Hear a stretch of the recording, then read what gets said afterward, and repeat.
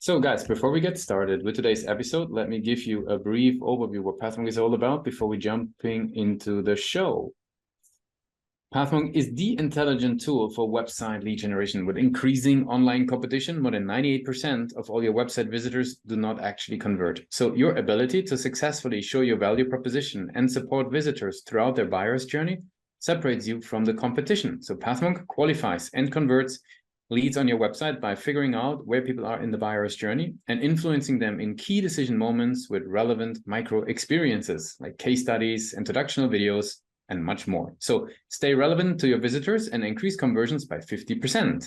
A Pathmonk to your website in seconds. Let the artificial intelligence do all the work and get access to 50% more demos from your existing website traffic just by adding the AI to the page. Check it out on pathmonk.com.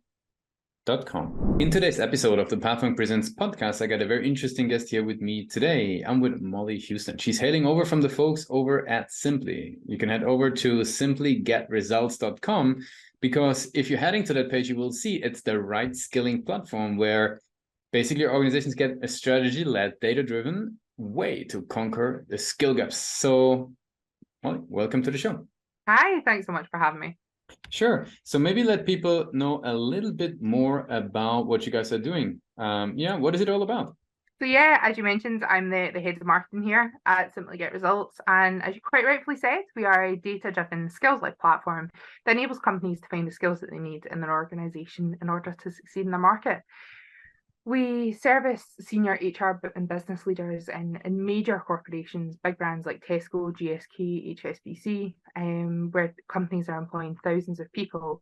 They need to know the skills needed by their employers and their employees that have changed and ones that are continuing to change.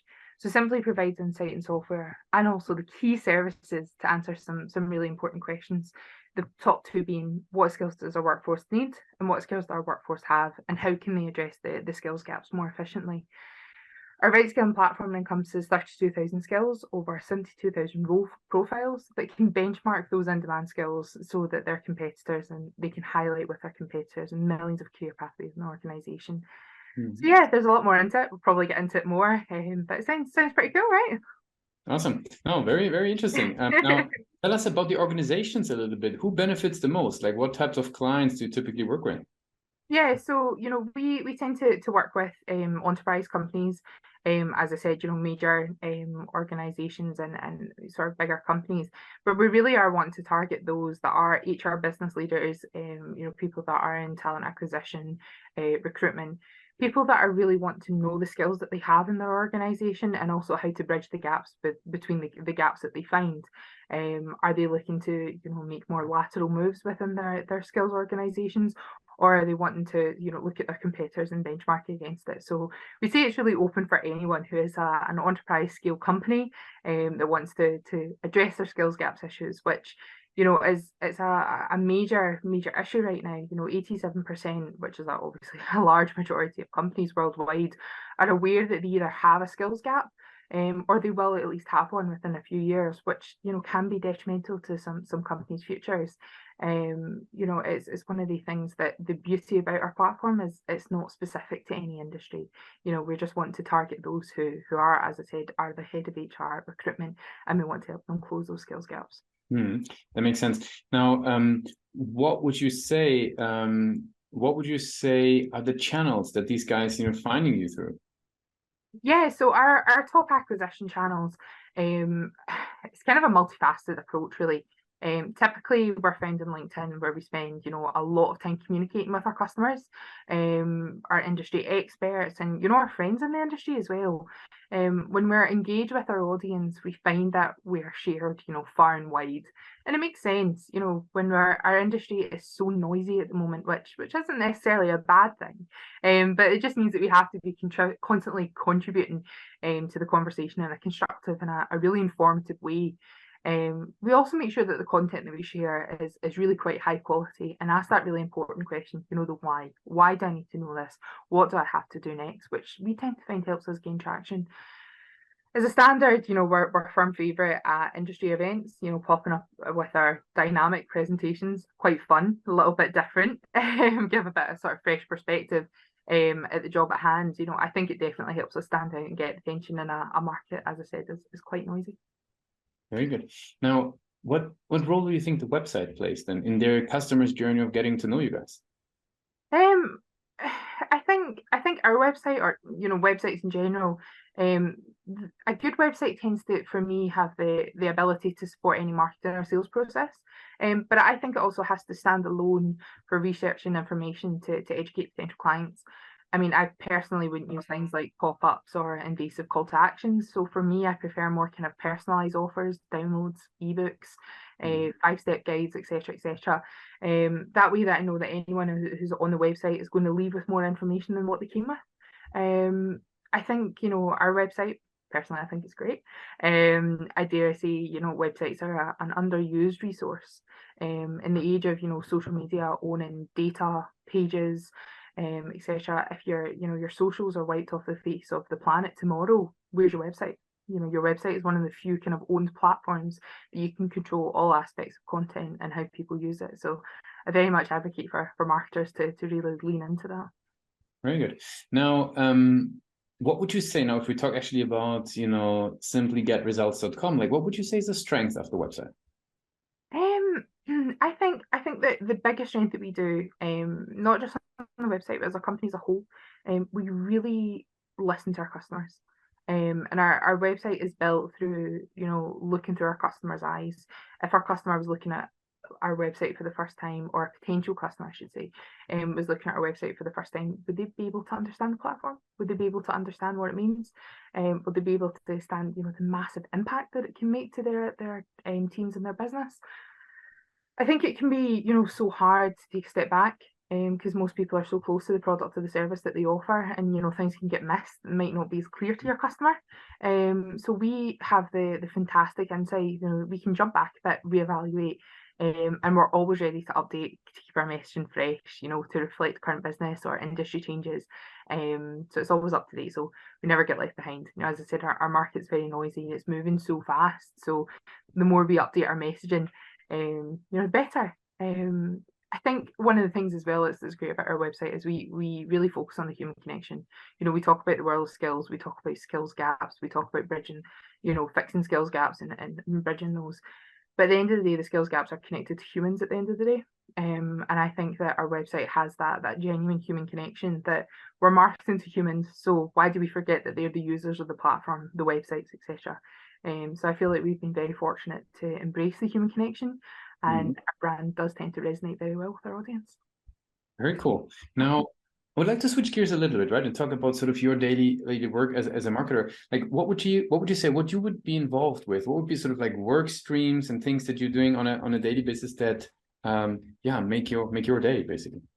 Well, I mean, today is the first time I've ever been on a podcast, so that's definitely a special edition in my day to day. Every day is different, you know. You'll hear every marketer say that.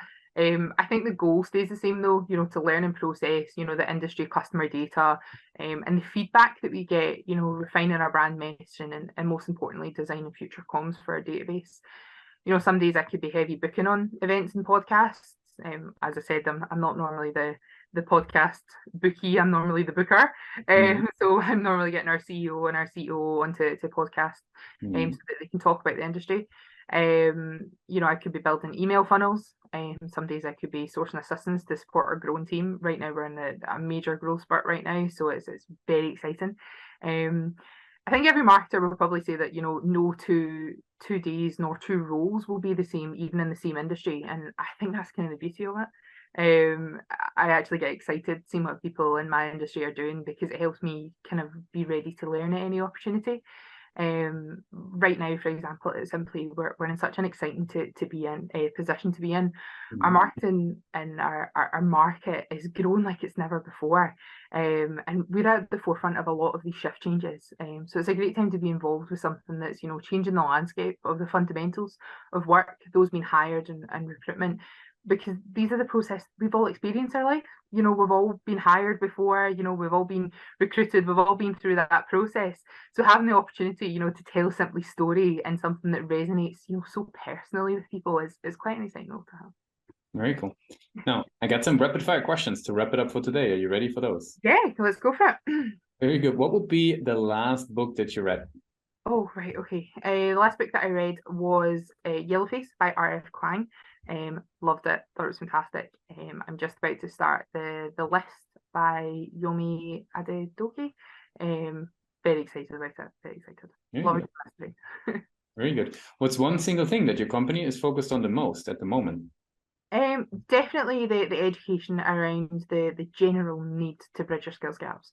It's such an important cause for us. You know, we need to know how to educate our market so that we are telling people how to right skill their workforce, making sure that they have the skills that they need to succeed, bridging those skills gaps and making for better organizations. You know, how can we make sure that companies are the best that they can be with the skills that are available to them? Mm-hmm. If you would have a magic wand, what's the one single thing that you would switch for your role as a marketer? I don't know. I think if I had a magic wand in general, I'd probably have something like teleportation. So I could be a fly on the wall for, you know, some of the most iconic campaigns. You know, like one of my favorite campaigns is a McDonald's campaign, believe it or not.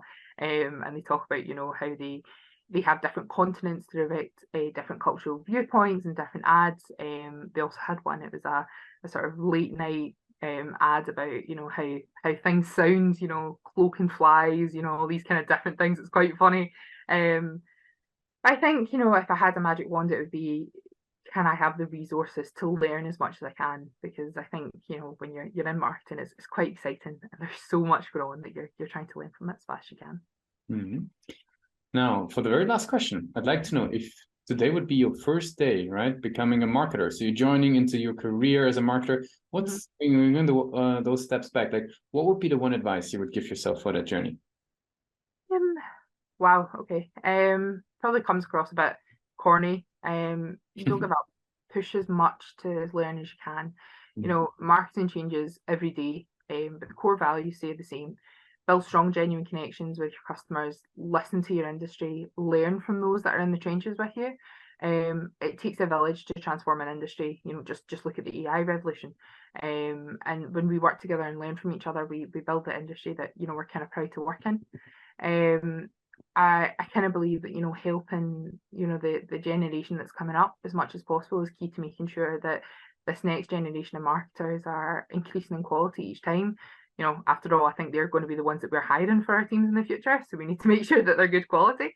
But I think I would just like to add on a final note that I think it takes so much confidence to take a leap of faith into different industries. We can get pigeonholed a lot as marketers, and I definitely took a leap of faith when I started with Simply.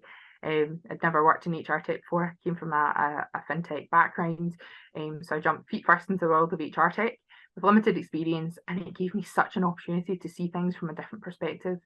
As I said, you know, our industry is pretty noisy, so having that set of fresh eyes and ears gave me the opportunity to clear the fog even around messaging and design my strategy to service our customers to the best of our ability. And now I feel, you know, after I've been in marketing over a decade, I think I found my little corner of the industry that I feel quite at home with. So yeah, I definitely say take the leap of confidence. Very cool.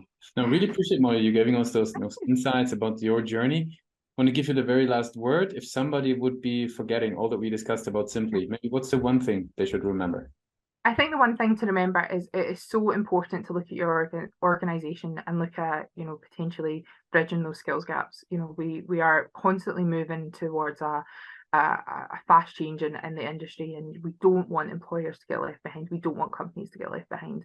You know, look at how you can possibly have the best workforce that you can, and learn how to right skill your workforce. Would be my definite takeaway from this. So yeah, learn how important skills gaps are to bridge, and then learn how to right skill your workforce. Thanks a lot for being a guest on Platform Presents. Thank you.